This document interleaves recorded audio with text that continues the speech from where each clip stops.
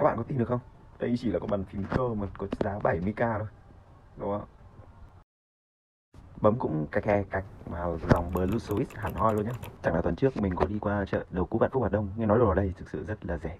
Cái méo gì cũng có, nhất là những đồ điện tử. Ở đây thực sự mình thấy cảm giác người bán thực sự nó rất là thoải mái nhé. Đồ các bạn có thể xem thoải mái, test ok các thứ hết. Chủ shop nha, có cho các bạn test nữa cơ. Chạy thoải mái thì các bạn mới thanh toán. Chủ shop đây cũng không bắt ép các bạn phải mua hàng hay là bắt bạn xem chờ quá lâu, họ cũng quá phản nàn gì với bạn đâu.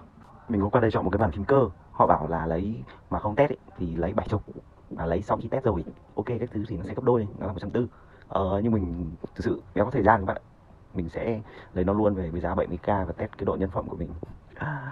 Chứ ở lại thì vừa mất thời gian, thế nên xong xuôi là mình quyết định về luôn chứ còn gì nữa. Đây nha, cái này là nguyên chiếc bàn phím, khiếp, bẩn vừa bụng, nhìn không ra cái gì cả, khiếp ơi là khiếp luôn, không biết sống hay đã chết cơ. Cậu thế chứ lại 70k.